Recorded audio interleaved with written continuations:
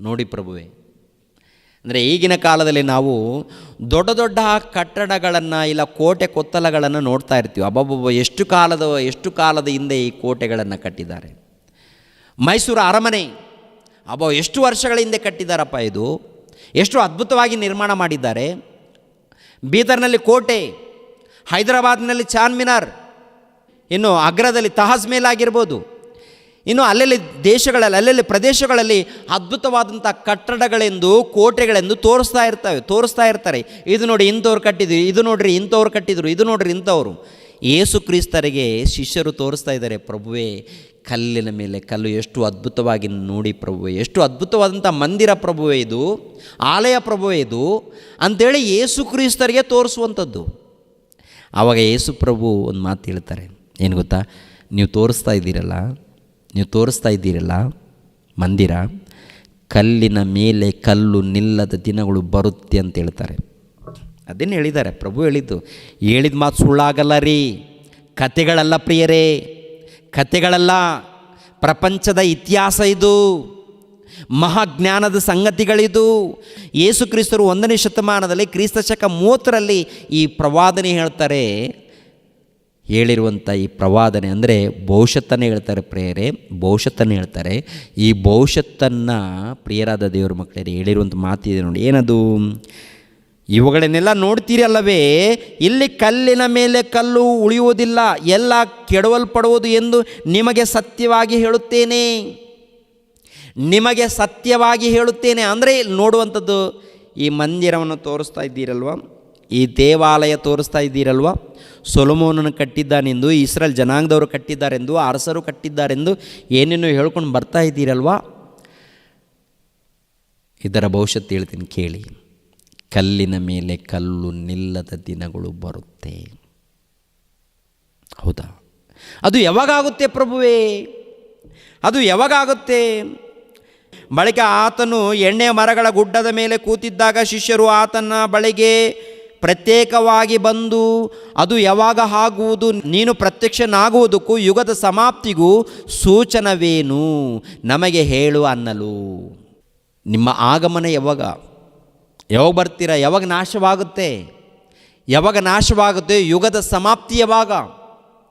ಈ ಯುಗದ ಸಮಾಪ್ತಿ ಯಾವಾಗ ಅಂತೇಳಿ ಅವರು ಕೇಳಿದಾಗ, ಪ್ರಿಯರಾದ ದೇವ್ರ ಮಕ್ಕಳಿರ, ಪ್ರಭು ಹೇಳುವಂಥ ಮಾತು 4, ಯಾರಾದರೂ ನಿಮ್ಮನ್ನು ಮೋಸಗೊಳಿಸಾರೋ ನೋಡಿಕೊಳ್ಳಿರಿ, ಯಾಕೆಂದರೆ ಅನೇಕರು ಬಂದು ನನ್ನ ಹೆಸರನ್ನು ಎತ್ತಿಕೊಂಡು ನಾನು ಕ್ರಿಸ್ತನು ಎಂದು ಹೇಳಿ ಎಷ್ಟೋ ಜನರನ್ನು ಮೋಸಗೊಳಿಸುವರು. ಇದಲ್ಲದೆ ಯುದ್ಧವಾಗುವ ಹಾಗಿದೆ ಎಂಬ ಸುದ್ದಿಯನ್ನು ನೀವು ಕೇಳಬೇಕಾಗಿರುವುದು. ಕಳವಳ ಪಡದಂತೆ ನೋಡಿಕೊಳ್ಳಿರಿ, ಯಾಕೆಂದರೆ ಹಾಗಾಗುವುದು ಅಗತ್ಯ. ಆದರೂ ಇದು ಅಂತ್ಯಕಾಲವಲ್ಲ. ಜನಕ್ಕೆ ವಿರೋಧವಾಗಿ ಜನವು, ರಾಜ್ಯಕ್ಕೆ ವಿರೋಧವಾಗಿ ರಾಜ್ಯವು ಹೇಳುವು, ಮತ್ತು ಅಲ್ಲಲ್ಲಿ ಬರಗಳು ಬರುವವು, ಭೂಕಂಪಗಳು ಆಗುವು ಅಂತ ಹೇಳ್ತಾರೆ ಪ್ರಿಯರು. ಆನಂತರ ನೋಡಿ 15ನೇ ವಚನ, ಆದದರಿಂದ ಪ್ರವಾದಿಯಾದ ದಾನಿಯೇಲನು ಹೇಳಿದಂತಹ ಹಾಳು ಮಾಡುವ ಅಸಹ್ಯ ವಸ್ತುವು ಪವಿತ್ರ ಸ್ಥಾನದಲ್ಲಿ ನಿಂತಿರುವುದನ್ನು ನೀವು ಕಾಣುವಾಗ ಇದನ್ನು ಓದುವವನು ತಿಳುಕೊಳ್ಳಲಿ. ಒಂದು ಸೂಚನೆ ಕೊಡ್ತಾ ಇದ್ದಾನೆ. ಏನಪ್ಪ ಅಂತ ನೋಡುವಾಗ, ಆದದರಿಂದ ಪ್ರವಾದಿಯಾದ ದಾನಿಯೇಲನು ಹೇಳಿದಂಥ ಹಾಳು ಮಾಡುವ ಅಸಹ್ಯ ವಸ್ತುವು ಪವಿತ್ರ ಸ್ಥಾನದಲ್ಲಿ ನಿಂತಿರುವುದನ್ನು ನೀವು ಕಾಣುವಾಗ ಇದನ್ನು ಓದುವವನು ತಿಳುಕೊಳ್ಳಲಿ.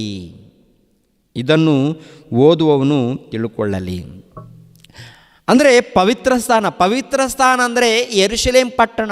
ಪವಿತ್ರ ಸ್ಥಾನ ಅಂದರೆ ಯೆರೂಸಲೇಮ್ ಪಟ್ಟಣ. ಅಂದರೆ ಯೆರೂಸಲೇಮ್ ಪಟ್ಟಣಕ್ಕೆ ಪವಿತ್ರ ಸ್ಥಾನವೆಂದು ಕರೆಯಲ್ಪಟ್ಟಿದೆ. ಯಾಕೆಂದರೆ ಯೆರೂಸಲೇಮ್ ಪಟ್ಟಣದಲ್ಲೇ ದೇವರ ಧರ್ಮಶಾಸ್ತ್ರ, ಯೆರೂಸಲೇಮ್ ಪಟ್ಟಣದಲ್ಲೇ ದೇವರ ಆಲಯ, ಯೆರೂಸಲೇಮ್ ಪಟ್ಟಣದಲ್ಲೇ ಪ್ರವಾದಿಗಳು, ಯೆರೂಸಲೇಮ್ ಪಟ್ಟಣದಲ್ಲೇ ಲೋಕರಕ್ಷಕನಾದ ಯೇಸು ಕ್ರಿಸ್ತರು ಬಂದಿರುತ್ತೆ. ಅದಕ್ಕೆ ಆ ಒಂದು ಪ್ರಾಂತಕ್ಕೆ ಪವಿತ್ರ ಸ್ಥಾನವೆಂದು ಕರೆಯಲ್ಪಟ್ಟಿದೆ ಪ್ರಿಯರೇ. ಅಲ್ಲಿ ಏನು ಕಾಣುತ್ತೆ ಅಂದರೆ ಹಾಳು ಮಾಡುವ ಅಸಹ್ಯ ವಸ್ತುವು ಪವಿತ್ರ ಸ್ಥಾನದಲ್ಲಿ ನಿಂತಿರುವುದನ್ನು ನೀವು ಕಾಣುವಾಗ ಇದನ್ನು ಓದುವನು ತಿಳುಕೊಳ್ಳಲಿ. ಅಂದರೆ ಈ ಪವಿತ್ರ ಸ್ಥಾನದಲ್ಲಿ ಹಾಳು ಮಾಡುವ ಅಸಹ್ಯ ವಸ್ತು ಕಾಣುವಾಗ ನೀವು ಇದನ್ನು ತಿಳ್ಕೊಳ್ಳಿ. ಏನು ಮಾಡಬೇಕು? ತಿಳ್ಕೊಂಡು ಯೂದಾಯದಲ್ಲಿರುವವರು ಬೆಟ್ಟಗಳಿಗೆ ಓಡಿ ಹೋಗಲಿ, ಮಾಳಿಗೆಯ ಮೇಲೆ ಇರುವವನು ತನ್ನ ಮನೆಯೊಳಗಿರುವುದನ್ನು ತೆಗೆದುಕೊಳ್ಳುವುದಕ್ಕೆ ಇಳಿಯದೆ ಹೊಲದಲ್ಲಿರುವವರನ್ನು ತನ್ನ ಹೊದಿಕೆಯನ್ನು ತೆಗೆದುಕೊಳ್ಳುವುದಕ್ಕೆ ಹಿಂತಿರುಗಿ ಬಾರದೆ ಓಡಿ ಹೋಗಲಿ. ಆದರೆ ಆ ದಿನಗಳಲ್ಲಿ ಬಸರೇರಿಗೂ ಮೊಲೆಕೂಸಿರುವ ಹೆಂಗಸರಿಗೂ ಆಗುವ ಕಷ್ಟವನ್ನು ಏನು ಹೇಳಲಿ? ಆಗ ಮಹಾ ಸಂಕಟ ಉಂಟಾಗುವುದರಿಂದ ನಿಮ್ಮ ಪಾಲಾಯನವು ಚಳಿಗಾಲದಲ್ಲಿಯಾಗಲಿ ಸಬ್ಬತ್ತು ದಿನದಲ್ಲಿಯಾಗಲಿ ಆಗಬಾರದೆಂದು ಪ್ರಾರ್ಥನೆ ಮಾಡಿರಿ. ಅಂಥ ಸಂಕಟವು ಲೋಕ ಹುಟ್ಟಿದ್ದು ಮೊದಲುಗೊಂಡು ಇಂದಿನವರೆಗೂ ಆಗಲಿಲ್ಲ, ಇನ್ನು ಮೇಲೆಯೂ ಆಗುವುದಿಲ್ಲ. ಅಂದರೆ ಭಯಂಕರವಾದಂಥ ಸಂಕಟ ಕಾಲ ಬರುತ್ತೆ, ಭಯಂಕರವಾದಂಥ ಸಂಕಟ ಕಾಲ ಬರುತ್ತೆ. ಆ ಸಂಕಟ ಕಾಲ ಬರುವಂಥ ಕಾಲ ಒಂದಿದೆ. ಅದು ಏನಪ್ಪ ಅಂತ ನೋಡುವಾಗ ದಾನಿಯೇಲನು ಬರೆದಿದ್ದಾನಲ್ಲ,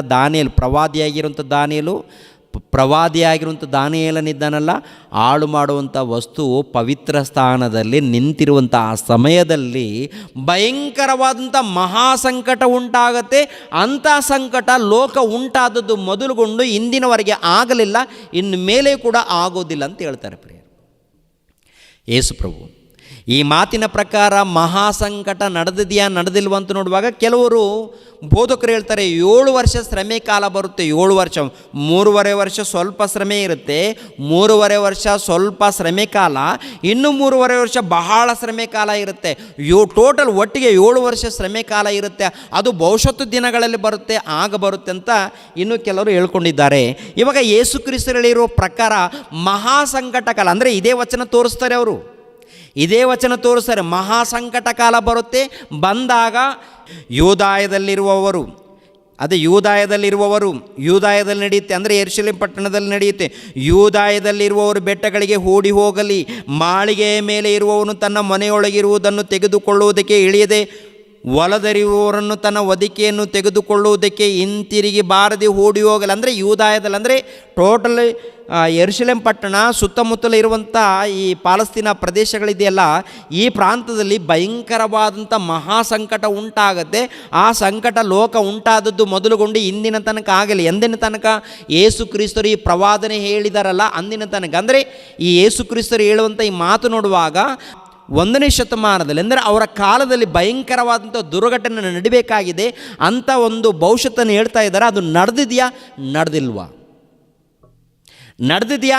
ಅಥವಾ ಭವಿಷ್ಯದ ದಿನಗಳಲ್ಲಿ 7 ವರ್ಷ ಶ್ರಮೆಗಳು ಬರುತ್ತಾ ಅಂತ ನೋಡುವಾಗ ಪ್ರಿಯರ ದೇವ್ರ ಮಕ್ಕಳಿರ ಏನ್ರಿ, ವಾಕ್ಯದ ಮೂಲಕ ತಿಳ್ಕೊಳ್ಳೋಣ. ಪ್ರಪಂಚ ಇತಿಹಾಸವನ್ನು ಕೂಡ ಅರ್ಥ ಮಾಡ್ಕೊಳ್ಬೇಕು ನಾವು. ದೇವರ ವಾಕ್ಯ ಗೊತ್ತಿರಬೇಕು. ಎರಡನೇದಾಗಿ ಸಮಾಜದಲ್ಲಿ ಹೊರಗಡೆ ಇತಿಹಾಸ ಕೂಡ ನಮ್ಗೆ ಗೊತ್ತಿರಬೇಕು. ಏನು ಗೊತ್ತು ನಮಗೆ? ನಮ್ಮೆಲ್ಲರಿಗೆ ಏನು ಗೊತ್ತು ಪ್ರಿಯರೇ? ಹಲ್ಲಲೂಯ, ದೇವ್ರಿಗೆ ಸ್ತೋತ್ರವಾಗಲಿ, ಕೊಡಪ್ಪ ದೇವರೇ, ಕೊಟ್ಟಿದ್ದೀನಲ್ಲಪ್ಪ ದೇವರೇ, ಕೊಡಿ ದೇವರೇ. ಏನಪ್ಪ ಏನು ಕೊಡಬೇಕು? ಲೋಕವನ್ನೆಲ್ಲ ಕೊಟ್ಟಿಲ್ವಾಪ್ಪ? ಲೋಕವನ್ನು ಕೊಟ್ಟಿದ್ದಾನೆ. ಲೋಕದಲ್ಲಿ ತಿನ್ನೋದಕ್ಕೆ ಆಹಾರ ಪದಾರ್ಥಗಳು, ಗಾಳಿ, ನೀರು, ಮಳೆ ಎಲ್ಲವನ್ನು ಕೊಟ್ಟಿದ್ದಾನೆ. ಅದ್ಭುತವಾಗಿ ಕೆಲಸ ಮಾಡಿಕೊಂಡು ಊಟ ಮಾಡುವುದು ಹೊಟ್ಟೆ ತುಂಬ. ಇಲ್ಲ ದೇವರು ಮತ್ತೆ ಕೊಡಿ, ನಾಚಿಕೆ ಆಗಬೇಕು ಈ ಜನರಿಗೆ. ಮಾನ ಮರ್ಯಾದೆ ಇದೆಯೇನ್ರಿ ಇವ್ರಿಗೆ? ನಾಚಿಕೆ ಇದೆಯೇನ್ರಿ ಇವ್ರಿಗೆ? ಲೋಕ ಇಷ್ಟ ಅದ್ಭುತವಾಗಿ ಉಂಟು ಮಾಡಿದ್ದಾರೆ, ಅದ್ಭುತವಾಗಿ ಕೊಟ್ಟಿದ್ದಾರೆ. ಕೊನೆಯದಾಗಿ ತನ್ನ ಪ್ರಿಯ ಕುಮಾರನನ್ನು ಕಳಿಸಿಕೊಟ್ಟಿದ್ದಾರೆ. ನಿನ್ನ ಪಾಪದ ನಿಮಿತ್ತವಾಗಿ ನಿನ್ನ ಪಾಪವನ್ನು ತೊಳ್ಕೊಳ್ಳೋದಕ್ಕೆ ಯೇಸು ಕ್ರಿಸ್ತರು ತನ್ನ ರಕ್ತವನ್ನು ಸುರಿಸಿದ್ದಾರೆ, ಪ್ರಾಣವನ್ನು ತ್ಯಾಗ ಮಾಡಿದ್ದಾರೆ. ಪರಲೋಕವನ್ನು ಪಡ್ಕೊಳ್ಬೇಕಾಗಿದೆ. ಅದನ್ನು ಪಡ್ಕೊಳ್ಳೋದು ಬಿಟ್ಟು ಒಟ್ಟಿಗೆ ತಿಂಡಿ ಇಲ್ಲ, ಆಹಾರ ಇಲ್ಲ, ಉದ್ಯೋಗ ಇಲ್ಲ, ಸಂಪಾದನೆ ಇಲ್ಲ, ಹೆಂಡತಿ ಇಲ್ಲ, ಮಕ್ಕಳಿಲ್ಲ, ಇದೇ ಗೋಳ. ಯಾವಾಗ ಉದ್ಧಾರ ಆಗ್ತಾರೆ ಈ ಸಮಾಜ? ಕ್ರೈಸ್ತ ಸಮಾಜ, ಕ್ರೈಸ್ತರೇ ಯಾವಾಗ ಉದ್ಧಾರ ಆಗ್ತೀರಾ?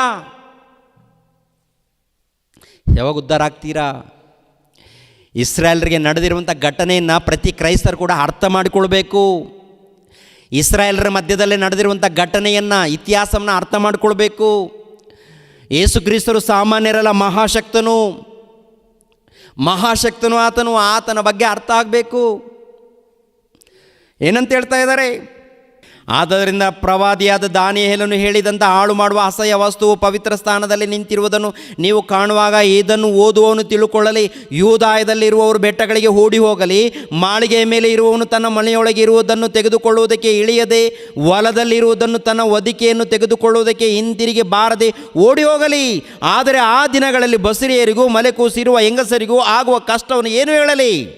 ಆಗ ಮಹಾ ಸಂಕಟ ಉಂಟಾಗುವುದರಿಂದ ನಿಮ್ಮ ಪಾಲಾಯನವು ಚಳಿಗಾಲದಲ್ಲಿ ಆಗಲಿ ಸಬ್ಬತ್ ದಿನದಲ್ಲಿ ಆಗಲಿ ಆಗಬಾರದೆಂದು ಪ್ರಾರ್ಥನೆ ಮಾಡಿರಿ. ಅಂದರೆ ಭಯಂಕರವಾದಂಥ ದೊಡ್ಡ ದುರ್ಗತಿ ಯೆರೂಸಲೇಮ್ ಪಟ್ಟಣಕ್ಕೆ ಸಂಭವಿಸ್ತಾ ಇದೆ. ಅದು ದೇವರು ಆಲ್ರೆಡಿ ಸಿದ್ಧ ಮಾಡಿದ್ದಾರೆ. ಹಳೆ ಒಡಂಬಡಿಕೆಯಲ್ಲಿ ಅನೇಕ ವಚನಗಳಿದೆ, ಅದನ್ನು ನೆನಪು ಮಾಡ್ತಾ ಇದ್ದಾರೆ. ಏನ್ರಿ, ಯೆರೂಸಲೇಮ್ ಪಟ್ಟಣಕ್ಕೆ ದುರ್ಗತಿ. ಯೆರೂಸಲೇಮ್ ಪಟ್ಟಣದಲ್ಲಿ ಯಾರಿದ್ದಾರಂತ ನೋಡುವಾಗ ಇಸ್ರಾಯೇಲ್ರು, ಯೆಹೂದ್ಯರಿದ್ದಾರೆ. ಅವರ ಮಧ್ಯದಲ್ಲಿ ದೊಡ್ಡ ಸಂಕಟ ಪ್ರಾರಂಭವಾಗುತ್ತಾ, ದೊಡ್ಡ ಸಂಕಟ ಬರುತ್ತಾ? ಯಾವಾಗ ಬರುತ್ತೆ ಅದು? ದಾನಿಯೇಲನು ಹೇಳಿದಂಥ ಒಂದು ಪ್ರವಾದನೆ ಏನು? ಹಾಳು ಮಾಡುವ ಅಸಹ್ಯ ವಸ್ತುವು ಆ ಪವಿತ್ರ ಸ್ಥಾನದಲ್ಲಿ ನಿಂತಿರುವಾಗ ಅಂತ ಹೇಳಿದ್ದಾರೆ. ಏನು ಅದು ಹಾಳು ಮಾಡುವ ವಸ್ತು ಅಂತ ನೋಡುವಾಗ ಪ್ರಿಯರಾದ ದೇವರ ಮಕ್ಕಳಿರ, ಲೂಕನು ಬರೆದ ಸುವಾರ್ತೆ ಹಾಳು ಮಾಡುವ ವಸ್ತು ಏನದು? ವಸ್ತುವಾ ಏನ್ರಿ? ಕೆಲವು ಸಂದರ್ಭಗಳಲ್ಲಿ ಇಂಥ ಮಾತುಗಳನ್ನು ಬಳಸ್ತಾ ಇರ್ತಾರೆ ದೇವರು. ಬಳಸಿದಾಗ ನಾವು ಪರಿಶೋಧನೆ ಮಾಡಬೇಕಾಗತ್ತೆ. 21ನೇ ಅಧ್ಯಾಯ ಲೂಕನು ಬರೆದ ಸುವಾರ್ತೆ 17ನೇ ವಚನದಿಂದ ನೋಡಿ ಪ್ರೇರೆ. 21ನೇ ಅಧ್ಯಾಯ ಲೂಕನು ಬರೆದ ಸುವಾರ್ತೆ 21ನೇ ಅಧ್ಯಾಯ 17ನೇ ವಚನದಿಂದ 24ನೇ ವಚನದವರೆಗೆ ನೋಡೋಣ. ಅಂದರೆ ಮತ್ತಾಯನು ಬರೆದ ಸುವಾರ್ತೆ 24ನೇ ಅಧ್ಯಾಯ 1ನೇ ವಚನದಿಂದ ನೋಡ್ಕೊಂಡು ಬಂದಿದ್ದೀವಿ. 15ನೇ ವಚನದಲ್ಲಿ ನೋಡುವಾಗ ಮಹಾ ಸಂಕಟ ಕಾಲ ಬರುತ್ತೆ. ಎಲ್ಲಿ? ಯೆರೂಸಲೇಮ್ ಪಟ್ಟಣಕ್ಕೆ ಅಂತ ಹೇಳಿದ್ದಾರಲ್ಲ, ಅದೇ ಸಂದರ್ಭವನ್ನು ಈ 17ನೇ ವಚನದಲ್ಲಿ ಹೇಳ್ತಾ ಇದ್ದಾರೆ, ಗಮನಿಸಬೇಕು. ಇದಲ್ಲದೆ ನನ್ನ ಹೆಸರಿನ ನಿಮಿತ್ತ ನಿಮ್ಮನ್ನು ಎಲ್ಲರೂ ಹಗೆ ಮಾಡುವರು, ಆದರೂ ನಿಮ್ಮದೊಂದು ತಲೆ ಕೂದಲಾದರೂ ನಾಶವಾಗುವುದಿಲ್ಲ. ಅಂದರೆ ದೇವರ ಸೇವೆ ನಿಮಿತ್ತವಾಗಿ ನೀವು ಸುವಾರ್ತೆ ಮಾಡುವಾಗ ನಿಮ್ಮನ್ನು ಹಾಗೆ ಮಾಡ್ತಾರೆ, ಆದರೆ ನೀವು ಭಯಪಡಬೇಡಿ. ನಿಮ್ಮ ಸೈರಣೆಯಿಂದ ನಿಮ್ಮ ಪ್ರಾಣಗಳನ್ನು ಪಡ್ಕೊಳ್ಳುವಿರಿ. ಅಂದರೆ ನಿಮ್ಮ ಭಕ್ತಿಯಿಂದ ನಿಮ್ಮ ಪ್ರಾಣಗಳನ್ನು ಪಡೆದುಕೊಳ್ಳುವಿರಿ. ಆದರೆ ದಂಡುಗಳು ಯೆರೂಸಲೇಮ್ ಪಟ್ಟಣಕ್ಕೆ ಮುತ್ತಿಗೆ ಹಾಕಿರುವುದನ್ನು ನೀವು ಕಾಣುವಾಗ, ಅಂದರೆ ದಂಡುಗಳು ಏನು? ಆದರೆ ದಂಡುಗಳು ಯೆರೂಸಲೇಮ್ ಪಟ್ಟಣಕ್ಕೆ ಮುತ್ತಿಗೆ ಹಾಕಿರುವುದನ್ನು ನೀವು ಕಾಣುವಾಗ ಅದು ಹಾಳಾಗುವ ಕಾಲ ಸಮೀಪವಾಯಿತೆಂದು ತಿಳಿದುಕೊಳ್ಳಿರಿ. ಅಂದರೆ ಯೆರೂಸಲೇಮ್ ಪಟ್ಟಣವನ್ನು ಮುತ್ತಿಗೆ ಹಾಕೋದಕ್ಕೆ ದಂಡುಗಳು. ಯಾವ ದಂಡುಗಳಂತ ನೋಡುವಾಗ ರೋಮನರು ಯಾರಂತ ನೋಡುವಾಗ ಅನ್ಯರು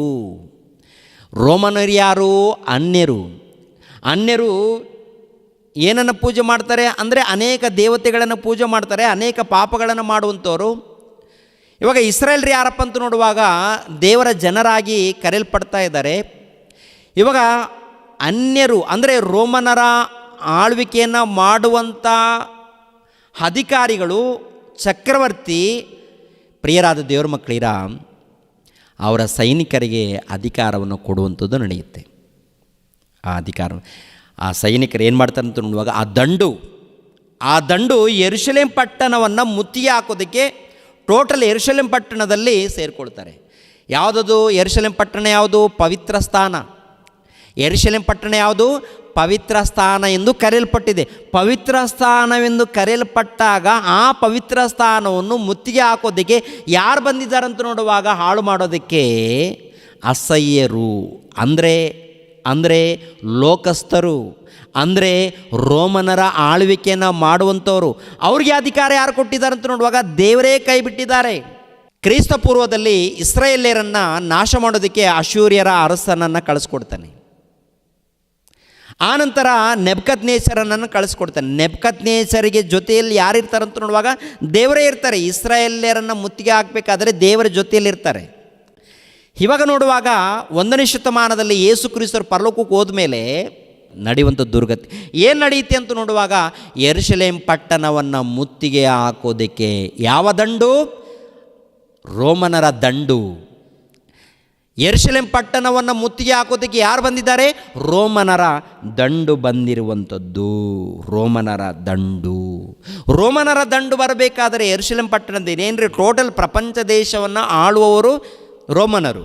ಪ್ರಪಂಚ ದೇಶವನ್ನು ಆಳುವವರು ರೋಮನರಾಗಿರುವಾಗ ಈ ರೋಮನರು ಯೆರೂಸಲೇಮ್ ಪಟ್ಟಣದ ಮೇಲೆ ಯಾಕೆ ಬೀಳ್ತಾರಂತ ನೋಡುವಾಗ ರೋಮನರು ಏನ್ರಿ ಯೆಹೂದ್ಯರು ರೋಮನರಿಗೆ ತಿರುಗಿ ಬೀಳುವಂಥದ್ದು ನೋಡ್ತೀವಿ. ಅಲ್ಲಿ ಏನು ಕಾನೂನು ಬರುತ್ತಂತ ನೋಡುವಾಗ ರೋಮನರು ಅಂದರೆ ಚಕ್ರವರ್ತಿಗೆ ನೀವು ನಮಸ್ಕಾರ ಮಾಡಬೇಕು, ಚಕ್ರವರ್ತಿ ವಿಗ್ರಹವನ್ನು ನೀವು ಕೈ ಮುಗಿಬೇಕು, ಅವರ ವಿಗ್ರಹವನ್ನು ನಮಸ್ಕಾರ ಮಾಡಬೇಕು. ಎಲ್ಲ ಕಡೆ ಚಕ್ರವರ್ತಿಗೆ ನೀವು ಪೂಜೆ ಮಾಡಬೇಕು. ಟೋಟಲ್ ಯೆರೂಸಲೇಮ್ ಪಟ್ಟಣದಲ್ಲಿ ಏನ್ರಿ ಆ ಪ್ಯಾಲೆಸ್ತೀನ್ ಎಂಬುವಂಥ ಪ್ರಾಂತ ಇದೆಯಲ್ಲ, ಆ ಪ್ರಾಂತದಲ್ಲಿ ಟೋಟಲ್ ಎಲ್ಲ ಕಡೆ ರೋಮನರ ಅರಸರನ್ನು ಚಕ್ರವರ್ತಿಯನ್ನು ಆರಾಧಿಸಬೇಕು ಎನ್ನುವಂಥ ಆಜ್ಞೆ ಬರುತ್ತೆ ರೀ. ಆಜ್ಞೆ ಬಂದಾಗ ಯೆಹೂದ್ಯರು ಯೆಹೋವನನ್ನು ಬಿಟ್ಟು ಯಾರನ್ನ ಆರಾಧನೆ ಮಾಡಲ್ಲ. ಇವಾಗ ಕ್ರೈಸ್ತರು ಯೇಸು ಕ್ರಿಸ್ತರನ್ನು ನಂಬಿಕೊಂಡಿದ್ದಾರಲ್ಲ, ಯೇಸು ಕ್ರಿಸ್ತರನ್ನು ನಂಬಿಕೊಂಡಿರುವಂಥ ಕ್ರೈಸ್ತರು ತಂದೆಯಾದ ದೇವರನ್ನು ಯೇಸು ಕ್ರಿಸ್ತರ ಮಾರ್ಗವನ್ನು ನಡ್ಕೊಳ್ತಾರೆ. ಇವಾಗ ಯೆಹೂದ್ಯರಾಗಿರ್ಬೋದು ಕ್ರೈಸ್ತರಾಗಿರ್ಬೋದು ಯಾರನ್ನು ನಂಬಿಕೊಂಡಿದ್ದಾರೆ? ತಂದೆಯಾದ ದೇವರನ್ನು ನಂಬಿಕೊಂಡಿದ್ದಾರೆ. ಕ್ರೈಸ್ತರು ಯೇಸು ಕ್ರಿಸ್ತರನ್ನು ಹಿಂಬಾಲಿಸ್ತಾ ಇದ್ದಾರೆ, ಹೌದಲ್ವಾ? ಇವಾಗ ಕ್ರೈಸ್ತರಾಗಿರ್ಬೋದು ಯೆಹೂದ್ಯರಾಗಿರ್ಬೋದು ತಂದೆಯಾದ ದೇವರನ್ನ ಬಿಟ್ಟು ಯಾರನ್ನು ಕೂಡ ಆರಾಧನೆ ಮಾಡೋಕ್ಕೆ ಹೋಗಲ್ಲ. ಇವಾಗ ರೋಮನರ ಆಜ್ಞೆ ಏನಂತ ನೋಡುವಾಗ ಟೋಟಲ್ ಪ್ರಪಂಚ ದೇಶದಲ್ಲಿ ಆ ಪ್ರಾಂತದಲ್ಲಿ ಅವರು ಎಲ್ಲೆಲ್ಲಿ ಅಧಿಕಾರದಲ್ಲಿರ್ತಾರೋ ಅವರು ಇರುವಂಥ ಅಧಿಕಾರದಲ್ಲಿ ಈ ಚಕ್ರವರ್ತಿಯನ್ನು ನೀವು ಆರಾಧನೆ ಮಾಡಬೇಕು, ಆತನನ್ನು ಪೂಜಿಸಬೇಕು, ಇಲ್ಲದೆ ಹೋದರೆ ನಿಮ್ಮನ್ನು ಕೊಂದಾಗ್ತೀವಿ ಅಂತ ಹೇಳಿದಾಗ ಏನ್ರಿ ಯೆಹೂದ್ಯರು ತಿರುಗಿ ಬೀಳ್ತಾರೆ ಪ್ರಿಯರೇ.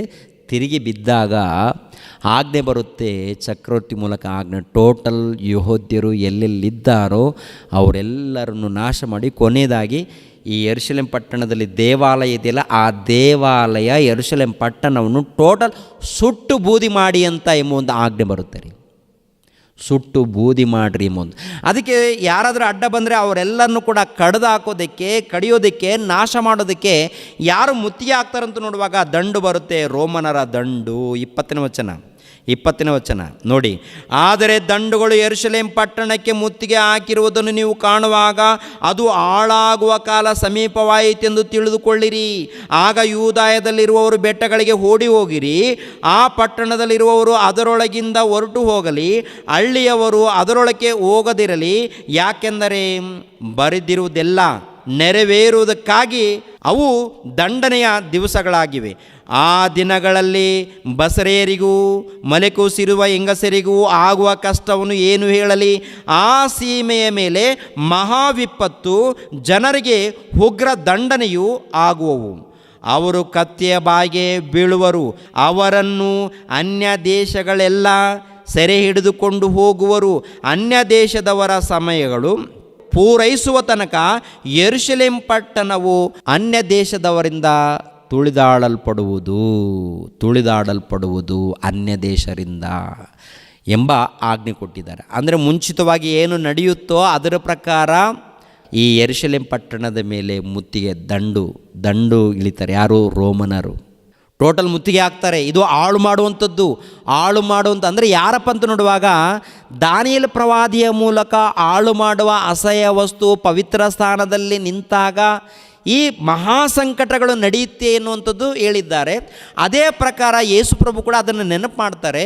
ಆ ದಂಡು ಯಾವುದಂತ ನೋಡುವಾಗ ಅನ್ಯರ ದಂಡು ಅಂದರೆ ರೋಮನರ ದಂಡು ಎಲ್ಲಿ ಬರುತ್ತೆ ಅಂತ ನೋಡುವಾಗ ಯೆರೂಸಲೇಮ್ ಪಟ್ಟಣದ ಮೇಲೆ ಬರುವಂಥದ್ದು. ಇದು ನಡೆಯುತ್ತೆ. ಇದು ಬಂದಾಗ ನೀವೇನು ಮಾಡಬೇಕಂತ ಹೇಳಿದ್ದಾರೆ? ಯೆರೂಸಲೇಮ್ ಪಟ್ಟಣ ಬಿಟ್ಟು ಹೊರಟೋಗಿ, ಇಲ್ಲಿ ಯಾರು ಕೂಡ ಇರಬೇಡಿ, ಹೊರಟೋಗ್ರಿ ಅಂತ ದೇವರೇ ಹೇಳಿದಾರ? ಯೇಸು ಪ್ರಭು ಹೇಳಿದ್ದಾರೆ? ಹೇಳಿದ್ದಾರೆ. ಯೇಸು ಪ್ರಭು ಹೇಳಿದ್ದಾರೆ. ಇವಾಗ ಭಕ್ತರು ಅಂದರೆ ದೇವರ ಮಾತಿಗೆ ವಿಧೇಯರಾದವರು ಹೊರಟೋಗಿದ್ದಾರೆ. ಇಂಥ ಘಟನೆ ನಡೆಯುವಂಥ ಸಮಯದಲ್ಲಿ ಹೊರಟೋಗಿದ್ದಾರೆ. ಗಮನಿಸಬೇಕು ಪ್ರಿಯರಾದ ದೇವರ ಮಕ್ಕಳಿರ, ಈ ಸಮಯ ಅಂದರೆ ಭಯಂಕರವಾದಂಥ ದುರ್ಘಟನೆ. ಅದು ರೋಮನರ ಆಳ್ವಿಕೆಯ ಕಾಲದಲ್ಲಿ, ಚಕ್ರವರ್ತಿಗಳ ಕಾಲದಲ್ಲಿ, 1ನೇ ಶತಮಾನದಲ್ಲಿ, ಕ್ರಿಸ್ತ ಶಕ 64ರಿಂದ 70 ಈ ಮಧ್ಯಕಾಲದಲ್ಲಿ ಟೋಟಲ್ ಯೆರೂಸಲೇಮ್ ಪಟ್ಟಣ ಪ್ರಿಯರ ದೇವರ ಮಕ್ಕಳಿರ ದೇವಾಲಯ, ಕಲ್ಲಿನ ಮೇಲೆ ಕಲ್ಲು ಇಲ್ಲದಂಥ ದಿನಗಳು, ಅದು ಸಂಪೂರ್ತಿಯಾಗಿ ದೇವಾಲಯ ಬೂದಿ ಆಗುತ್ತೆ, ಸುಟ್ಟು ಹೋಗುತ್ತೆ, ಸುಟ್ಟು ಬಿಡ್ತಾರೆ ಪ್ರಿಯರೇ. ಯೆರೂಸಲೇಮ್ ಪಟ್ಟಣವನ್ನು ಕೂಡ ಸುಟ್ಟು ಬಿಡ್ತಾರೆ. ಎರಡನೇದಾಗಿ ನೋಡುವಾಗ ಎಂತೆಂಥ ಪರಿಸ್ಥಿತಿಗಳಂತ ನೋಡುವಾಗ ಆ ಪ್ರಾಂತದಲ್ಲಿ ಎಲ್ಲಾದರೂ ಯೆಹೂದ್ಯರು ಕಂಡಾಗ ಏನ್ರಿ ಅವರನ್ನು ಕಂಡಲ್ಲೇ ಕತ್ತಿಯಿಂದ ಸಾಯಿಸುವಂಥದ್ದು, ಸಂಹರಿಸುವಂಥದ್ದು. ಆನಂತರ ಏನ್ರಿ ಚರ್ಮದ ಅಂಗಿಗಳನ್ನು ತೊಡಿಸಿ ಎಣ್ಣೆ ಸುರಿದು ಸುಟ್ಟಾಕುವಂಥದ್ದು, ಈ ಸ್ತ್ರೀಯರನ್ನು ಪುರುಷರನ್ನು ನೋಡದೆ ಸುಟ್ಟಾಕುವಂಥದ್ದು ನಡೆಯುತ್ತೆ. ಇನ್ನೊಂದು ನೋಡುವಾಗ ಮೃಗಗಳಿರ್ತಾವಲ್ಲ, ಈ ಹುಲಿಗಳು ಸಿಂಹಗಳಿರ್ತಾವೆ ನೋಡಿ, ಇಲ್ಲಾಂದರೆ ತೋಳಗಳಿರ್ತಾವೆ ನೋಡಿ, ಈ ತೋಳಗಳ ಗವಿಗಳು ಇಲ್ಲಾಂದರೆ ಮೃಗಗಳು, ಇವುಗಳ ಮಧ್ಯದಲ್ಲಿ ಏನ್ರಿ ಈ ಯೆಹೂದ್ಯರನ್ನು ಅವ್ರ ಮಧ್ಯದಲ್ಲಿ ಯಾರು ಸಿಕ್ಕಿದ್ದಾರೆ, ಯೆಹೂದ್ಯರು ಇಲ್ಲ ಕ್ರೈಸ್ತರು ಯಾರು ಸಿಕ್ಕಿದ್ದಾರೆ ಅವರನ್ನು ಹೋಗಿ ಅಲ್ಲಿ ಹಾಕುವಂಥದ್ದು ನೋಡ್ತೀವಿ ಪ್ರಿಯರೇ. ಅಂದರೆ ಬದುಕಿರುವಾಗ ಸಿಂಹಗಳಿಗೆ ಆಹಾರ ಕೊಡುವಂಥದ್ದು, ಬದುಕಿರುವಾಗ ಮೃಗಗಳಿಗೆ ಆಹಾರವನ್ನಾಗಿ ಕೊಡುವಂಥದ್ದು, ಬದುಕಿರುವಾಗ ಕಂಡಲ್ಲೇ ತಿವಿಯುವಂಥದ್ದು, ಕತ್ತಿಗಳಿಂದ ತಿವಿಯುವಂಥದ್ದು, ಬೆಂಕಿ ಇಟ್ಟು ಸುಟ್ಟಾಕುವಂಥದ್ದು, ಇವೆಲ್ಲ ಕೂಡ ನೋಡುವಾಗ ಪ್ರಿಯರಾದ್ಯವ್ರ ಮಕ್ಕಳು ಭಯಂಕರವಾದಂಥ ದುರ್ಘಟನೆ ನಡೆದಿದೆ. ಅಂಥ ಘಟನೆ ಏನ್ರಿ ಲೋಕ ಹುಟ್ಟಿದ್ದು ಮೊದಲುಗೊಂಡು ಅಂದಿನ ತನಕ ಆಗಿಲ್ವಂತೆ, ಇನ್ನು ಭವಿಷ್ಯತ್ತಲ್ಲಿ ಕೂಡ ಅಂಥ ಘಟನೆ ಆಗಲ್ವಂತೆ. ಅಂಥ ಭಯಂಕರವಾದಂಥ ಘಟನೆ ಅಂದರೆ ಯೇಸುಪ್ರಭು ಹೇಳಿದ್ದಾರೆ ಅಂದರೆ ಎಷ್ಟು ಭಯಂಕರವಾದಂಥ ಘಟನೆ ನಡೆದಿದೆ ಒಂದ್ಸರಿ ಊಹೆ ಮಾಡಿ. ಅಂದರೆ ಬುದ್ಧಿವಂತೆಯರಾಗಿರುವಂಥ ಕನ್ಯೆಯರು ಏನಾಗಿದ್ದಾರೆ ಅಂತ ನೋಡುವಾಗ ತಪ್ಪಿಸ್ಕೊಂಡಿದ್ದಾರೆ, ಬುದ್ಧಿ ಇಲ್ಲದ ಕನ್ಯೆಯರು ಏನಾಗಿದ್ದಾರೆ ಅಂತ ನೋಡುವಾಗ ನಾಶವಾಗಿದ್ದಾರೆ. ಮದಲಿಂಗನು ಬರುವಂಥ ದಿನ ಅಂದರೆ ದೇವರು ಬರುವಂಥ ದಿನ. ಅಂದರೆ ಇಲ್ಲಿ ನೋಡಿ ಎರಡೂ ಆಗಮನ ಒಂದೇನಂತಂದ್ರೆ ನೋಡುವಾಗ ಪರೋಕ್ಷವಾಗಿ ಅಂದರೆ ಅವರ ಮಧ್ಯದಲ್ಲಿ ಇವಾಗ ಹಳೆ ಒಡಂಬಡಿಕೆಯಲ್ಲಿ ಕೂಡ ನೋಡುವಾಗ ನಿಮ್ಮ ಮಧ್ಯದಲ್ಲಿ ದೇವರು ಬರ್ತಾನೆ, ದೇವರ ದಿನ ಅಂತ ಬರೆಯಲ್ಪಟ್ಟಿರುತ್ತೆ. ದೇವರ ದಿನ ಅಂತಂದು ನೋಡುವಾಗ ಅವ್ರಿಗೆ ನಾಶವಾಗುವಂಥ ದಿನ. ಇವಾಗ ಈ ಇಸ್ರಾಯೇಲರ ಮಧ್ಯದಲ್ಲಿ ದೇವರು ಬರುವಂಥ ದಿನ ಯಾವುದಂತ ನೋಡುವಾಗ ಅವರನ್ನು ನಾಶ ಮಾಡುವಂಥ ದಿನ. ನಾಶ ಮಾಡೋದಕ್ಕೆ ಯಾರನ್ನ ಕಳಿಸಿಕೊಟ್ಟಿದ್ದಾನಂತ ನೋಡುವಾಗ ಅನ್ಯರನ್ನು ಕಳಿಸಿಕೊಟ್ಟಿದ್ದಾನೆ. ಯೆರೂಸಲೇಮ್ ಪಟ್ಟಣವನ್ನು ಅನ್ಯರ ಮೂಲಕ ತುಳಿಸಿದ್ದಾನೆ. ಯೆರೂಸಲೇಮ್ ಪಟ್ಟಣ ಪರಿಶುದ್ಧ ಸ್ಥಳವೆಂದು, ಶ್ರೇಷ್ಠ ಸ್ಥಳವೆಂದು ಕರೆಯಲ್ಪಟ್ಟಿದೆ ಪ್ರಿಯರೇ. ಯೆಹೂದ್ಯರಿಗೆ ನನ್ನ ಪ್ರಿಯಳೆಂದು, ಯೆಹೂದ್ಯರನ್ನು ನನ್ನ ಕನ್ನಿಕೆ ಎಂದು, ನನ್ನ ಹೆಂಡತಿ ಎಂದು ಕರೆದಿದ್ದಾನೆ. ಅವರನ್ನು ಕೊನೆಯದಾಗಿ ನಾಶ ಮಾಡಿದ್ದಾನೆ. ಅಂದರೆ ಏನು ಗೊತ್ತಾಗುತ್ತೆ ಅಂತ ನೋಡುವಾಗ ಪ್ರಿಯರೇ, ದೇವರ ಮಾತಿಗೆ ವಿಧೇಯರಾಗಿಲ್ಲ ಅವರು, ದೇವರ ಮಾತಿಗೆ ತಿರುಗಿ ಬಿದ್ದವರು, ದೇವರನ್ನು ಅವಮಾನಪಡಿಸಿದವರು, ಯೇಸು ಕ್ರಿಸ್ತರನ್ನು ಅವಮಾನಪಡಿಸಿದರು. ಕೊನೆಯದಾಗಿ ಯೇಸು ಕ್ರಿಸ್ತರನ್ನು ಸಿಲುಬೆ ಹಾಕಿ ಕೊಂದಾಕಿರಿ ಅಂದರೆ ಆತನ ಮಾತನ್ನು ಕೇಳಿಲ್ಲ ಇವರು, ಆತನ ಮಾತಿಗೆ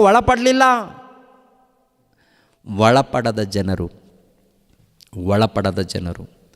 ಆದ್ದರಿಂದ 1ನೇ ಶತಮಾನದಲ್ಲಿ ಏನಾಗಿದೆ ಅಂತ ನೋಡುವಾಗ ಏನ್ರಿ, 1ನೇ ಶತಮಾನದಲ್ಲಿ ಇಸ್ರಾಯೇಲರ ಇತಿಹಾಸ ಸಂಪೂರ್ಣವಾಗಿ ಧ್ವಂಸವಾಗದೆ ಸಂಪೂರ್ಣವಾಗಿ ಸುಟ್ಟೋಗಿದೆ ಪ್ರಿಯರೇ. ಏನ್ರಿ, ದೇವರು ಕೂಡ ಕೈ ಬಿಡುವಂಥದ್ದು ನೋಡ್ತೀವಿ. ದೇವರು ಅವರನ್ನು ಕೈ ಬಿಡುವಂಥದ್ದು ಹೇಳ್ಕೋಬೋದು. ಏನ್ರಿ, ಇವಾಗ ಇಸ್ರಾಯೇಲರ ಬಳಿಯಲ್ಲಿ ದೇವರಿಲ್ವಾ ಅಂತ ನೀವು ಕೇಳ್ಬೋದು.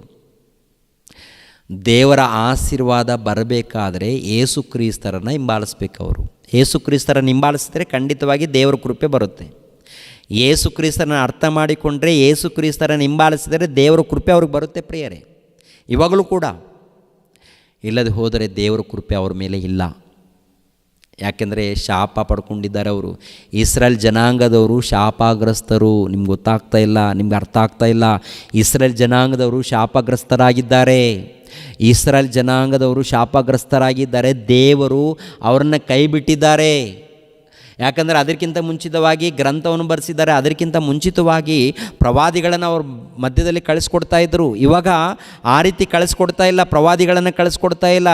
ಯಾರು ಯೆಹೂದ್ಯರ ಬಳಿಯಲ್ಲಿ, ಯೆರೂಸಲೇಮ್ ಪಟ್ಟಣದಲ್ಲಿ ಯೆಹೂದ್ಯರ ಬಳಿಯಲ್ಲಿ ಕಳಿಸಿಕೊಡಲ್ಲ. ಇವಾಗ ಅವರಿಗೆ ರಕ್ಷಣೆ ಬೇಕು ಅಂದರೆ ಯೇಸು ಕ್ರಿಸ್ತರನ್ನು ಅಂಗೀಕರಿಸ್ಬೇಕು. ಅವರು ಯೇಸು ಕ್ರಿಸ್ತರನ್ನು ಅಂಗೀಕರಿಸದೆ ಹೋದರೆ ಅವರಿಗೆ ರಕ್ಷಣೆ ಇಲ್ಲ. ಅವರಲ್ಲಿ ಹಳೆ ಒಡಂಬಡಿಕೆ ಇರ್ಬೋದು, ಅವರ ಮಧ್ಯದಲ್ಲಿ ಯಾಜಕರು ಮಹಾಯಾಜಕರೆಂದು ಕರೆಯಲ್ಪಡ್ಬೋದು, ಪ್ರವಾದಿಗಳೆಂದು ಕರೆಯಲ್ಪಡ್ಬೋದು, ಆದರೆ ದೇವರ ಮೂಲಕ ಅಲ್ಲ. ಅವರು ಸ್ವಂತ ನಿರ್ಣಯದಿಂದ ಮಾಡಿಕೊಳ್ತಾ ಇದ್ದಾರೆ ಅಷ್ಟೇ ಅವರು. ಹೌದಾ? ನಿಜ ಇದು. ಲೂಕನ ಬರೆದ ಸುವಾರ್ತೆ ಮತ್ತೊಂದು ಸಾರಿ ಆ ಮಾತನ್ನು ನೆನಪು ಮಾಡಿಕೊಳ್ಳೋಣ. 19ನೇ ಅಧ್ಯಾಯ 41. ತರುವಾಯ ಆತನು ಸಮೀಪಕ್ಕೆ ಬಂದಾಗ, ಅಂದರೆ ಯೆರೂಸಲೇಮ್ ಪಟ್ಟಣಕ್ಕೆ ಬಂದಾಗ, ಪಟ್ಟಣವನ್ನು ನೋಡಿ ಅದರ ವಿಷಯವಾಗಿ ಅಂದರೆ ಕಣ್ಣೀರು ಸುರಿಸಿ, ನೀನಾದರೂ ಸಮಾಧಾನಕ್ಕೆ ಬೇಕಾದದ್ದನ್ನು ಇದೇ ದಿನದಲ್ಲಿ ತಿಳಿದುಕೊಂಡರೆ ಎಷ್ಟೋ ಒಳ್ಳೆಯದು. ಆದರೆ ಈಗ ಅದು ನಿನ್ನ ಕಣ್ಣಿಗೆ ಮರೆಯಾಗಿದೆ. ದೇವರು ನಿನಗೆ ದರ್ಶನ ಕೊಟ್ಟ ಸಮಯವನ್ನು ನೀನು ತಿಳ್ಕೊಳ್ಳಲಿಲ್ಲವಾದ್ದರಿಂದ ನಿನ್ನ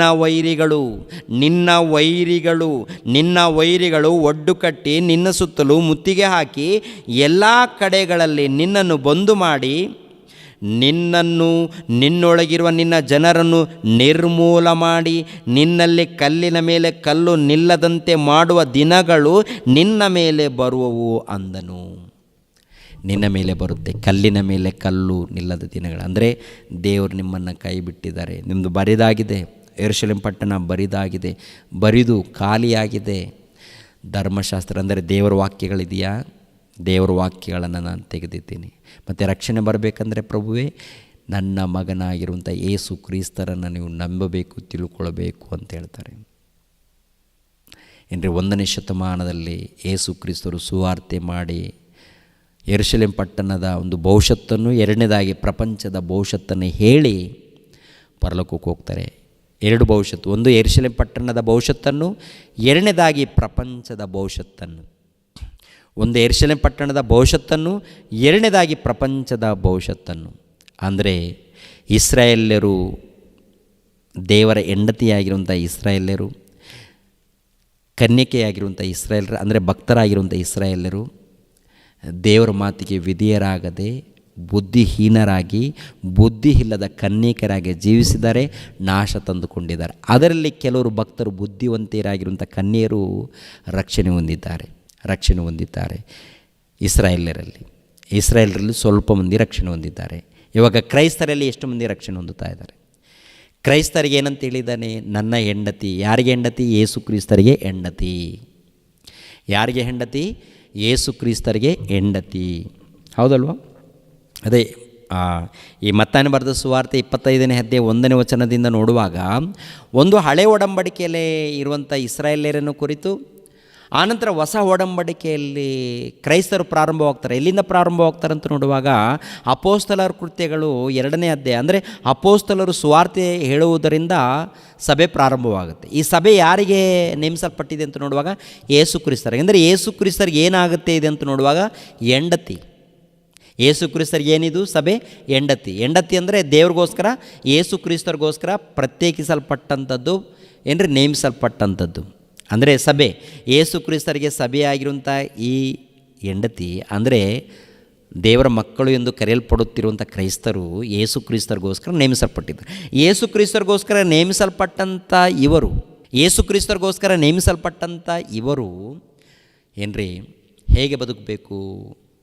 ಆಜ್ಞೆಗಳಿಗೆ ಒಳಪಟ್ಟು ಜೀವಿಸಬೇಕು.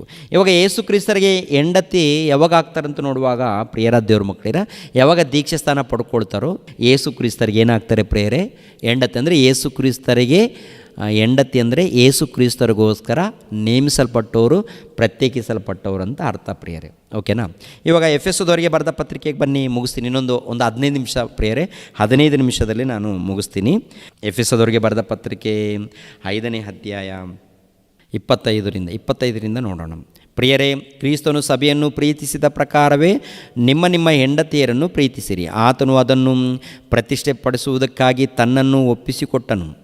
ಅದನ್ನು ಕಳಂಕ, ಸುಕ್ಕು ಮುಂತಾದಲ್ಲೊಂದು ಇಲ್ಲದ ಕನ್ನಿಕೆಯೋ ಎಂಬಂತೆ ಪರಿಶುದ್ಧವೂ ನಿರ್ದೋಷವೂ ಮಹಿಮೆಯುಳ್ಳದ್ದು ಆಗಿರುವ ಸಭೆಯನ್ನಾಗಿ ತನ್ನ ಎದುರಿನಲ್ಲಿ ನಿಲ್ಲಿಸಿಕೊಳ್ಳಬೇಕೆಂದು ವಾಕ್ಯೋಪದೇಶ ಸಹಿತವಾದ ಜಲಸ್ನಾನವನ್ನು ಮಾಡಿಸಿ ಶುದ್ಧ ಮಾಡಿದನು. ಹಾಗೆಯೇ ಪುರುಷರು ಸಹ ಸ್ವಂತ ಶರೀರವನ್ನು ಪ್ರೀತಿಸಿಕೊಳ್ಳುವ ಪ್ರಕಾರವೇ ತಮ್ಮ ಹೆಂಡತಿಯರನ್ನು ಪ್ರೀತಿಸುವ ಹಂಗಿನಲ್ಲಿದ್ದಾರೆ. ತನ್ನ ಹೆಂಡತಿಯನ್ನು ಪ್ರೀತಿಸುವವನು ತನ್ನನ್ನೇ ಪ್ರೀತಿಸಿಕೊಳ್ಳುವವನಾಗಿದ್ದಾನೆ. ಯಾರು ಎಂದು ಸ್ವಶರೀರವನ್ನು ಹಾಗೆ ಮಾಡುವುದಿಲ್ಲ. ಎಲ್ಲರೂ ತಮ್ಮ ಶರೀರವನ್ನು ಪೋಷಿಸಿ ಸಂರಕ್ಷಿಸುತ್ತಾರೆ. ಯಾವ ದೇಹಕ್ಕೆ ನಾವು ಅಂಗಗಳಾಗಿದ್ದೇವೋ ಸಭೆ ಎಂಬ ಆ ದೇಹವನ್ನು ಕ್ರಿಸ್ತನು ಹಾಗೆಯೇ ಪೋಷಿಸಿ ಸಂರಕ್ಷಿಸುತ್ತಾನಲ್ಲ. ಇದರ ನಿಮಿತ್ತದಿಂದ ಪುರುಷನು ತಂದೆ ತಾಯಿಗಳನ್ನು ಬಿಟ್ಟು ತನ್ನ ಹೆಂಡತಿಯನ್ನು ಸೇರಿಕೊಳ್ಳುವನು, ಅವರಿಬ್ಬರು ಒಂದೇ ಶರೀರವಾಗಿರು ಎಂದು ಬರೆದಿದೆ. ನಾನು ಕ್ರಿಸ್ತನಿಗೂ ಸಭೆಗೂ ಇರುವ ಸಂಬಂಧವನ್ನು ಕುರಿತು ಮಾತಾಡುತ್ತಾ ಇದ್ದೇನೆ. ಅಂದರೆ ಸಭೆ ಯೇಸು ಕ್ರಿಸ್ತರಿಗೆ ಹೆಂಡತಿ, ಯೇಸು ಕ್ರಿಸ್ತನು ಸಭೆಗೆ ಗಂಡನು. ಅಂದರೆ ಸಭೆ ಅಂದರೆ ಕ್ರೈಸ್ತರು ಯೇಸು ಕ್ರಿಸ್ತರು ಒಂದೇ ಶರೀರವಾಗಿದ್ದಾರೆ ಅಂತ ಅರ್ಥ. ಒಂದೇ ಶರೀರವಾಗಿರುವಂಥ ಇವರು ಏನಾಗಬೇಕು ಅಂತ ನೋಡುವಾಗ ಯೇಸು ಕ್ರಿಸ್ತರಿಗೆ ಒಳಪಟ್ಟು ದೇವರಿಗೆ ವಿಧೇಯರಾಗಿ ಭಕ್ತಿಯಿಂದ ನಡ್ಕೊಳ್ಬೇಕು. ಭಕ್ತಿಯಿಂದ ನಡ್ಕೊಳ್ಬೇಕು ಪ್ರಿಯರೇ. ಅಂದರೆ ದೇವರ ಆಜ್ಞೆಗಳನ್ನು ಪಾಲಿಸಬೇಕು. ದೇವರ ಆಜ್ಞೆಗಳನ್ನು ಪಾಲಿಸಿ ಭಕ್ತಿಯಿಂದ ನಡ್ಕೊಳ್ಬೇಕು. ಇವಾಗ ದೇವರ ಆಜ್ಞೆಗಳನ್ನು ಎಷ್ಟು ಮಂದಿ ಪಾಲಿಸೋರಿದ್ದಾರೆ? ದೇವರ ಆಜ್ಞೆಗಳನ್ನು ಎಷ್ಟು ಮಂದಿ ಪಾಲಿಸೋರಿದ್ದಾರೆ ಅಂತ ನೋಡುವಾಗ ಒಂದು ಸಾರಿ ಮತ್ತಾಯನ ಬರೆದ ಸುವಾರ್ತೆ 7ನೇ ಅಧ್ಯಾಯ ನೋಡೋಣ ಪ್ರಿಯರೇ. ಮತ್ತಾಯನ ಬರೆದ ಸುವಾರ್ತೆ 7ನೇ ಅಧ್ಯಾಯ 24ನೇ ವಚನ ನೋಡೋಣ. 7ನೇ ಅಧ್ಯಾಯ 24ನೇ ವಚನ. ಆದುದರಿಂದ ಈ ನನ್ನ ಮಾತುಗಳನ್ನು ಕೇಳಿ ಅವುಗಳಂತೆ ನಡೆಯುವನು ಬಂಡೆಯ ಮೇಲೆ ಮನೆಯನ್ನು ಕಟ್ಟಿಕೊಂಡು ಬುದ್ಧಿಯುಳ್ಳ ಮನುಷ್ಯನನ್ನು ಹೋಲುವನು. ಬುದ್ಧಿಯುಳ್ಳ ಮನುಷ್ಯನು, ಬುದ್ಧಿಯುಳ್ಳ ಭಕ್ತನು ಯಾರಂತೆ? ನನ್ನ ಮಾತನ್ನು ಕೇಳಿ ಅದರ ಪ್ರಕಾರ ನಡೆಯುವವನು ಬುದ್ಧಿವಂತನು. ಅಂದರೆ ದೇವರು ಏನೇನು ಹೇಳಿದ್ದಾರೋ ಆ ಆಜ್ಞೆಗಳ ಪ್ರಕಾರ ಯಾರು ನಡೀತಾರೋ ಅವ್ರು ಯಾರಂತೆ? ಬುದ್ಧಿವಂತೆಯರಾದ ಕನ್ಯೆಯರು, ಬುದ್ಧಿವಂತೆಯರಾದ ಭಕ್ತರು, ಬುದ್ಧಿವಂತೆಯರಾದ ಸಭೆಯವರು, ಬುದ್ಧಿವಂತೆಯರಾದ ಸಭೆಯವರು. ಅಂದರೆ ಕ್ರಿಸ್ತನ ಮಾತಿಗೆ ಒಳಪಟ್ಟು ಕ್ರಿಸ್ತನ ಮಾತಿಗೆ ವಿಧೇಯರಾಗಿ ಆತನ ಆಜ್ಞೆಗಳಿಗೆ ಒಳಪಟ್ಟಿರ್ತಾರೋ, ಆಜ್ಞೆಗಳ ಪ್ರಕಾರ ಯಾರು ನಡ್ಕೊಳ್ತಾರೋ ಅವರು ಬುದ್ಧಿವಂತೆಯರು. ಆ ಬುದ್ಧಿವಂತೆಯರಿಗೆ ಏನಾಗುತ್ತೆ ಅಂತ ನೋಡುವಾಗ ರಕ್ಷಣೆ ಬರುತ್ತೆ. ಬುದ್ಧಿ ಇಲ್ಲದವ್ರು ಏನಾಗ್ತಾರೆ ಅಂತ ನೋಡುವಾಗ ನಾಶವಾಗ್ತಾರೆ. ಅಂಥವರನ್ನು ಕುರಿತು ಹೇಳುವಂಥ ಮಾತೇನಂತ ನೋಡುವಾಗ 21ನೇ ವಚನ. ನನ್ನನ್ನು ಸ್ವಾಮಿ ಸ್ವಾಮಿ ಅನ್ನೋರೆಲ್ಲರೂ ಪರಲೋಕ ರಾಜ್ಯದಲ್ಲಿ ಸೇರುವರೆಂದು ನೆನೆಸಬೇಡಿರಿ, ಪರಲೋಕದಲ್ಲಿರುವ ನನ್ನ ತಂದೆಯ ಚಿತ್ತದಂತೆ ನಡೆಯುವವನೇ ಪರಲೋಕ ರಾಜ್ಯಕ್ಕೆ ಸೇರುವನು. ಸ್ವಾಮಿ ಸ್ವಾಮಿ ನಿನ್ನ ಹೆಸರಿನ ಮೇಲೆ ನಾವು ಬೋಧನೆ ಹೇಳಲಿಲ್ಲವೇ? ನಿನ್ನ ಹೆಸರಿನ ಮೇಲೆ ದೆವ್ವಗಳನ್ನು ಬಿಡಿಸಲಿಲ್ಲವೇ? ನಿನ್ನ ಹೆಸರಿನ ಮೇಲೆ ಅನೇಕ ಮಹತ್ ಕಾರ್ಯಗಳನ್ನು ಮಾಡಲಿಲ್ಲವೇ ಎಂದು ಆ ದಿನದಲ್ಲಿ ಎಷ್ಟೋ ಜನರು ನನಗೆ ಹೇಳುವರು. ಆಗ ನಾನು ಅವರಿಗೆ, ನಾನೆಂದು ನಿಮ್ಮ ಗುರುತು ಕಾಣೆನು, ಧರ್ಮವನ್ನು ಮೀರಿ ನಡೆಯುವರೇ ನನ್ನಿಂದ ತೊಲಗಿ ಹೋಗಿರಿ ಎಂದು ಎಲ್ಲರ ಮುಂದೆ ಹೇಳುವೆನು. ಅಂದರೆ ಬುದ್ಧಿವಂತರು ಏನು ಮಾಡ್ತಾರೆ ಅಂತ ನೋಡುವಾಗ ದೇವರ ವಾಕ್ಯಕ್ಕೆ ವಿಧೇಯರಾಗಿ ನಡ್ಕೊಳ್ತಾರೆ, ಭಕ್ತಿಯಿಂದ ನಡ್ಕೊಳ್ತಾರೆ, ವಾಕ್ಯದ ಪ್ರಕಾರ ನಡ್ಕೊಳ್ತಾರೆ, ದೇವರ ಆಜ್ಞೆಗಳನ್ನು ನೆರವೇರಿಸ್ತಾರೆ. ಬುದ್ಧಿ ಇಲ್ಲದವ್ರು ಏನು ಮಾಡ್ತಾರೆ ಅಂತ ನೋಡುವಾಗ ದೇವರ ಆಜ್ಞೆಗಳನ್ನು ಬಿಟ್ಟು ಆಚಾರಗಳನ್ನು, ಲೋಕಕ್ಕೆ ಸಂಬಂಧಪಟ್ಟಂಥ ಏನ್ರಿ ಪದ್ಧತಿಗಳನ್ನು, ಇಲ್ಲಾಂದರೆ ಲೋಕಕ್ಕೆ ಸಂಬಂಧಪಟ್ಟಂಥ ಇಷ್ಟ ಬಂದಾಗಿ ಜೀವಿಸುವಂಥದ್ದನ್ನು ಮಾಡ್ತಾರೆ. ಕೊನೆಯದಾಗಿ ಶಾಪ ತಂದುಕೊಳ್ತಾರೆ. ಏನ್ರಿ ಶಾಪ ತಂದುಕೊಂಡು ಬೆಂಕಿಯ ಕೊಂಡಕ್ಕೆ ಹೋಗ್ತಾರೆ ಪ್ರಿಯರು. ಇವಾಗ ಕ್ಯಾಲಿಫೋರ್ನಿಯಾದಲ್ಲಿ ಇದ್ದಂಥ ಜನರು ಬುದ್ಧಿವಂತರ ಬುದ್ಧಿ ಇಲ್ಲದವರ ಅಂತ ನೋಡುವಾಗ ಲಾಸ್ ಏಂಜಲೀಸ್ನಲ್ಲಿ ಇರುವಂಥ ಪಟ್ಟಣದಲ್ಲಿದ್ದಂಥ ಪ್ರಜೆಗಳು ಏನಾಗಿದ್ದಾರೆ? ಅವರ ಮಧ್ಯದಲ್ಲಿ ದೇವರ ಗ್ರಂಥ ಇರಲಿಲ್ವಾ? ಅವರ ಮಧ್ಯದಲ್ಲಿ ದೇವರ ಗ್ರಂಥ ಇರಲಿಲ್ವಾ? ದೇವರ ಗ್ರಂಥ ಬಂದಿತ್ತು, ದೇವರ ವಾಕ್ಯಗಳು ಬಂದಿತ್ತು. ಆದರೆ ಅವರು ಏನು ಮಾಡಿದ್ದಾರೆ ಅಂತ ನೋಡುವಾಗ ದೇವರನ್ನು ತಿರಸ್ಕರಿಸಿದ್ದಾರೆ, ದೇವರನ್ನು ಅವಮಾನಪಡಿಸಿದ್ದಾರೆ, ದೇವರನ್ನು ಹೊರಗೆ ತಳ್ಳಿದ್ದಾರೆ. ದೇವರನ್ನು ಹೊರಗೆ ತಳ್ಳಿರುವಂಥದ್ದು, ದೇವರನ್ನು ತಿರಸ್ಕಾರ ಮಾಡಿರುವಂಥದ್ದು, ದೇವರನ್ನು ಬಿಟ್ಟಿರುವಂಥದ್ದು ಅನೇಕ ಪಾಪಗಳು, ಅನೇಕ ವ್ಯಭಿಚಾರಗಳು, ಅನೇಕ ಪಾಪಗಳು, ದೇವರನ್ನು ನೋಯಿಸುವಂಥ ಪಾಪದ ಕ್ರಿಯೆಗಳು. ಮತ್ತು ಕೊನೆಯದಾಗಿ ಏನಾಗಿದೆ ಅಂತ ನೋಡುವಾಗ ಮೆರಿತಾ ಇರುವಂಥ ದೇಶ ಧ್ವಂಸವಾಗಿದೆ ರೀ. ಏನ್ರಿ ಪ್ರಿಯರಾದ ದೇವರ ಮಕ್ಕಳಿರ, ಮೆರಿತಾ ಇರುವಂಥ ದೇಶ, ಪ್ರಪಂಚ ದೇಶಗಳಲ್ಲಿ ಅದ್ಭುತವಾದಂಥ ದೇಶ ಏನ್ರಿ ಕ್ಯಾಲಿಫೋರ್ನಿಯಾ. ಆ ದೇಶದಲ್ಲಿ ಲಾಸ್ ಏಂಜಲೀಸ್ ಎನ್ನುವಂಥ ಒಂದು ಪಟ್ಟಣ ಪ್ರಿಯರ ದೇವರ ಮಕ್ಕಳಿರ, ಮೆರೆಯುವಂಥ ದೇಶ, ಒಳೆಯುವಂಥ ದೇಶ ಏನಾಗಿದೆ? ನೆಲದ ಪಾಲಾಗಿದೆ, ಬೂದಿ ಪಾಲಾಗಿದೆ. ಅಂದರೆ ಭಕ್ತಿ ಇಲ್ಲದೆ ನಡ್ಕೊಂಡ್ರೆ ಮೊದಲನೇದಾಗಿ ದೇವರು ಎಚ್ಚರಿಕೆ ಕೊಡ್ತಾರೆ, ಬದಲಾದರೆ ಅವರನ್ನು ಕಾಪಾಡ್ತಾರೆ. ಸರಿ ಮಾಡಿಕೊಂಡ್ರೆ ಅವರನ್ನು ಕಾಪಾಡ್ತಾರೆ. ಸರಿ ಮಾಡಿಕೊಳ್ಳದೆ ಹೋದರೆ ಅಹಂಕಾರದಿಂದ, ಗರ್ವದಿಂದ ನಡ್ಕೊಂಡ್ರೆ ಇಸ್ರಾಯೇಲ್ರಿಗೆ ಆಗಿರುವಂಥ ಗತಿ ಪ್ರಪಂಚಕ್ಕೆ ಆಗುತ್ತೆ. ಇಸ್ರಾಯೇಲ್ರಿಗೆ ಆಗಿರುವಂಥ ದುರ್ಗತಿ ಪ್ರಪಂಚಕ್ಕೆ ಆಗುತ್ತೆ. ಇವಾಗ ಇಸ್ರಾಯೇಲ್ಯರ ಮಧ್ಯದಲ್ಲಿ ದೇವರ ಕೃಪೆ ಇಲ್ಲ. ದೇವರ ಕೃಪೆಯನ್ನು ಪಡ್ಕೊಳ್ಬೇಕಾದರೆ ಇಸ್ರಾಯೇಲ್ಯರು, ಯೆಹೂದ್ಯರು ಯೇಸು ಕ್ರಿಸ್ತರನ್ನು ಅಂಗೀಕರಿಸಬೇಕು. ಯೇಸು ಕ್ರಿಸ್ತರನ್ನು ಅಂಗೀಕರಿಸಬೇಕು. ಯೇಸು ಕ್ರಿಸ್ತರನ್ನು ಅಂಗೀಕರಿಸಿದರೆ ರಕ್ಷಣೆ ಬರುತ್ತೆ. ಇಲ್ಲದೆ ಹೋದರೆ ಟೋಟಲ್ ಆದೇಶ ಮಾತ್ರವಲ್ಲ, ಪ್ರಪಂಚಕ್ಕೆ ದುರ್ಗತಿ ಇದೆ ಪ್ರಿಯರೇ. ಮತ್ತು ದೇವರ ಮಕ್ಕಳು ಎಂದು ಕರೆಯಲ್ಪಡುತ್ತಿರುವಂಥ ಕ್ರೈಸ್ತರು ಬುದ್ಧಿವಂತರಾದಂಥ ಭಕ್ತರ, ಬುದ್ಧಿ ಇಲ್ಲದವರಾದಂಥ ಭಕ್ತರಾಗಿದ್ದೀವ ಪ್ರಿಯರೇ? ಕೊನೆಯದಾಗಿ ನಿಮಗೆ ಪ್ರಶ್ನೆ ಹಾಕುವಂಥದ್ದು, ಕ್ರೈಸ್ತರು 400 ಕೋಟಿ ಮಂದಿ ಕ್ರೈಸ್ತರಂತೇಳಿ ಕರೆಯಲ್ಪಡ್ತಾ ಇದ್ದಾರಲ್ಲ, ಈ 400 ಕೋಟಿ ಮಂದಿ ಕ್ರೈಸ್ತರು ಬುದ್ಧಿವಂತರಾದ ಭಕ್ತರ, ಬುದ್ಧಿ ಇಲ್ಲದವರಾದ ಭಕ್ತರ? ಯೇಸು ಕ್ರಿಸ್ತರ ಎರಡನೇ ಆಗಮನ ಇದೆಯಲ್ಲ, ಯೇಸು ಕ್ರಿಸ್ತರ ಎರಡನೇ ಆಗಮನ ಇದೆ ನೋಡಿ. ಯೇಸು ಕ್ರಿಸ್ತರ ಎರಡನೇ ಆಗಮನದಲ್ಲಿ ಬುದ್ಧಿವಂತರಾಗಿ ಇದ್ದೀವ ಅಥವಾ ಬುದ್ಧಿ ಇಲ್ಲದವರಾಗಿದ್ದೀವೋ? ಬುದ್ಧಿವಂತರಾದರೆ ಏನು ಮಾಡ್ತಾರೆ? ದೇವರ ವಾಕ್ಯವನ್ನು ಕೈಯಲ್ಲಿ ಹಿಡಿದುಕೊಂಡು ಈ ದೇವರ ವಾಕ್ಯವನ್ನು ಚೆನ್ನಾಗಿ ಸ್ಟಡಿ ಮಾಡಿ, ಪರಿಶೋಧನೆ ಮಾಡಿ ಸುವಾರ್ತೆ ಸಾರ್ತಾರೆ. ಅಂದರೆ ಭಕ್ತಿಯಿಂದ ನಡ್ಕೊಳ್ತಾರೆ, ಆನಂತರ ಸುವಾರ್ತೆ ಸಾರ್ತಾರೆ. ಭಕ್ತಿಯಿಂದ ನಡ್ಕೊಂಡವರು ಅಪೊಸ್ತಲರು ದೇವರ ವಾಕ್ಯಕ್ಕೆ ವಿಧೇಯರಾಗಿದ್ದಾರೆ, ಭಕ್ತಿಯಿಂದ ನಡ್ಕೊಂಡಿದ್ದಾರೆ. ದೇವರ ವಾಕ್ಯಕ್ಕೆ ವಿಧೇಯರಾಗಿದ್ದಾರೆ, ಭಕ್ತಿಯಿಂದ ನಡ್ಕೊಂಡಿದ್ದಾರೆ. ಇವಾಗ ನಾವು ಕೂಡ ಏನು ಮಾಡಬೇಕು? ದೇವರ ವಾಕ್ಯಕ್ಕೆ ವಿಧೇಯರಾಗಬೇಕು, ದೀಕ್ಷಾ ಸ್ನಾನ ಪಡ್ಕೊಳ್ಬೇಕು, ಭಕ್ತಿಯಿಂದ ನಡ್ಕೊಳ್ಬೇಕು, ಸುವಾರ್ತೆ ಸಾರಬೇಕು, ದೇವರ ಕಾರ್ಯಕ್ರಮಗಳನ್ನು ಮಾಡಬೇಕು. ಅದನ್ನು ಬಿಟ್ಟು ತಿಂದು ಕುಡಿದು ಈ ಲೋಕದಲ್ಲಿ ಮತ್ತರಾಗಿ ಈ ಲೋಕದಲ್ಲಿ ಮಾಯದಿಂದ ಬದುಕಿದರೆ ಏನ್ರಿ, ಪ್ರಪಂಚಕ್ಕೆ ದುರ್ಗತಿ ಇದೆ. ಪ್ರಪಂಚಕ್ಕೆ ದುರ್ಗತಿ ಕಾದಿದೆ. ಪ್ರಪಂಚಕ್ಕೆ ದುರ್ಗತಿ ಕಾದಿದೆ. ಪ್ರಪಂಚಕ್ಕೆ ದುರ್ಗತಿ. ಕೊನೆಯದಾಗಿ ದೇವರ ಮಕ್ಕಳನ್ನು ಕೂಡ ನೋಡಲ್ಲ. ಏನ್ರಿ, ಕ್ರೈಸ್ತರ ಪಟ್ಟಣ ಅಲ್ವಾ? ಕ್ರೈಸ್ತರ ಪಟ್ಟಣ ಬೆಂಕಿಯಿಂದ ಸುಟ್ಟಿದ್ದಾರಾ? ಕ್ರೈಸ್ತರ ಪಟ್ಟಣ ಮಳೆಯಿಂದ ನಾಶ ಮಾಡಿದ್ದಾರಾ? ಜಲಪ್ರಳಯದಿಂದ ನಾಶ ಮಾಡಿದ್ದಾರಾ? ಬೆಂಕಿ ಪ್ರಳಯದಿಂದ ನಾಶ ಮಾಡಿದ್ದಾರಾ? ಗಾಳಿಯ ಪ್ರಳಯದಿಂದ ನಾಶ ಮಾಡಿದ್ದಾರಾ? ನಾಶ ಮಾಡ್ತಾ ಇದ್ದಾರೆ. ಅಂದರೆ ಎಲ್ಲೆಲ್ಲಿ ಭಕ್ತರಿರ್ತಾರೋ ಆ ಭಕ್ತರನ್ನು ಕಾಪಾಡ್ತಾರೆ, ದೇವರಿಗೆ ವಿಧೇಯರಾದವ್ರನ್ನ ಕಾಪಾಡ್ತಾರೆ. ದೇವರನ್ನ ತಿರಸ್ಕರಿಸಿರುವಂಥ ಜನರನ್ನು ದೇವರು ನಾಶ ಮಾಡ್ತಾರೆ. ಆ ನಾಶವಾಗುವಂಥ ಸ್ಥಿತಿಯಲ್ಲಿ ನೀನಿದ್ದೀಯಾ? ನಾಶವಾಗುವಂಥ ಸ್ಥಿತಿಯಲ್ಲಿ ಅಂದರೆ ದೇವರನ್ನ ಬಿಟ್ಟು ಬುದ್ಧಿ ಇಲ್ಲದಂಥ ಮನುಷ್ಯನಾಗಿದ್ದೀಯಾ? ಬುದ್ಧಿ ಇಲ್ಲದ ಕನ್ಯಕೆಯಾಗಿದ್ದೀಯಾ ಅಥವಾ ಬುದ್ಧಿ ಉಳ್ಳ ಕನ್ಯಕೆಯಾಗಿದ್ದೀಯಾ? ಹೇಗೆ ಇದ್ದೀರಾ? ಹೇಗೆ ಇದ್ದೀರಾ ನೀವು? ನಿಮ್ಮ ಭಕ್ತಿ ಜಾಗ್ರತೆ, ನಿಮ್ಮ ನಂಬಿಕೆ ಜಾಗ್ರತೆ, ನಿಮ್ಮ ಸೇವೆ ಜಾಗ್ರತೆ, ನಿಮ್ಮ ಪ್ರವರ್ತನೆ ಜಾಗ್ರತೆ. ಏನ್ರಿ, ಎರಡನೇ ಆಗಮನ ಹತ್ತಿರವಾಗಿದೆ. ಪ್ರಪಂಚ ನಾಶವಾಗುತ್ತೆ. ಯಾರು ಭಕ್ತರಿದ್ದಾರೋ, ಯಾರು ನೀತಿವಂತರಿದ್ದಾರೋ ಅವರು ಕಾಪಾಡಲ್ಪಡ್ತಾರೆ. ದೇವರನ್ನು ಬಿಟ್ಟವರು ಸಂಪೂರ್ಣ ನಾಶವಾಗುತ್ತೆ. ನೀತಿವಂತರು ಪರಲೋಕಕ್ಕೆ ಹೋಗ್ತಾರೆ, ಅನೀತಿವಂತರು ಬೆಂಕಿ ಕೊಂಡಕ್ಕೆ ಹೋಗ್ತಾರೆ. ಆದ್ದರಿಂದ ನಾವು ಬೆಂಕಿಯ ಕೊಂಡಕ್ಕೆ ಹೋಗುವಂಥ ಸ್ಥಿತಿಯಲ್ಲಿದ್ದೀವಾ ಅಥವಾ ರಕ್ಷಣೆ ಪಡೆಯುವಂಥ ಸ್ಥಿತಿಯಲ್ಲಿದ್ದೀವಾ ಎಂದು ನಿಮ್ಮನ್ನು ನೀವು ಪರಿಶೋಧನೆ ಮಾಡಿಕೊಳ್ಳಿ. ದೇವ್ರಿಗೋಸ್ಕರ ಪ್ರಯಾಸ ಪಡಿ. ಓಕೆನಾ? ದೇವರು ನಿಮ್ಮನ್ನು ನನ್ನನ್ನು ಆಶೀರ್ವದಿಸಿ. ಇನ್ನೂ ಅನೇಕ ವಚನಗಳಿದ್ವು, ಯಾಕೆಂದರೆ ಇಲ್ಲಿಗೆ ಟೈಮ್ ಬಹಳ ಆಯ್ತಲ್ವ, ನಾನು ಮುಗಿಸ್ತಾ ಇದ್ದೀನಿ.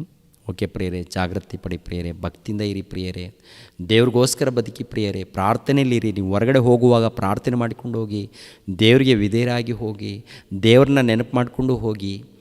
ಓಕೆನಾ? ಕೆಲಸ ಮಾಡುವಾಗಲೂ ದೇವ್ರನ್ನ ನೆನೆಸ್ಕೊಂಡು ಇರಿ. ಮನೆಗೆ ಬರುವಾಗ, ಪ್ರಯಾಣ ಮಾಡುವಾಗ, ಮಲಗುವಾಗ ಪ್ರತಿ ಸಮಯದಲ್ಲಿ ದೇವರನ್ನ ನೆನೆಸ್ಕೊಂಡಿರಿ. ನೀವು ಊಟ ಮಾಡ್ತೀರಾ, ದೇವ್ರನ್ನ ನೆನೆಸ್ಕೊಳ್ಳಿ. ಮಲಗ್ತಿದ್ದೀರಾ, ದೇವ್ರನ್ನ ನೆನೆಸ್ಕೊಳ್ಳಿ. ಏನಾದರೂ ತಪ್ಪು ನಡೆದಿದೆಯಾ, ದೇವರೇ ನಮ್ಮ ತಪ್ಪುಗಳನ್ನು ಕ್ಷಮಿಸಿ ದೇವರಂತೇಳಿ ದೇವರ ಹತ್ರ ಬೇಡಿಕೊಳ್ಳಿ. ದೇವರ ಹತ್ರ ಬೇಡಿಕೊಂಡು ತಪ್ಪುಗಳನ್ನು ಒಪ್ಪಿಕೊಳ್ಳಿ.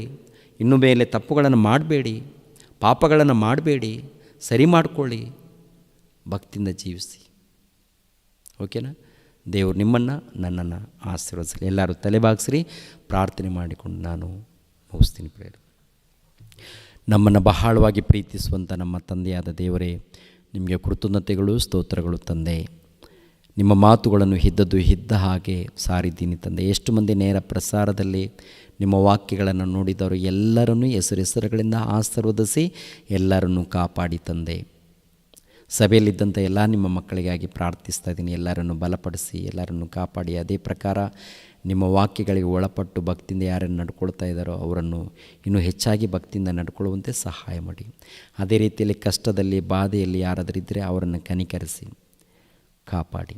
ಯೇಸು ಪವಿತ್ರ ನಾಮದಲ್ಲಿ ಬೇಡ್ತಾ ಇದ್ದೀನಪ್ಪ ತಂದೆಯೇ, ಆಮೇನ್. ಎಲ್ಲರಿಗೂ ವಂದನೆಗಳು.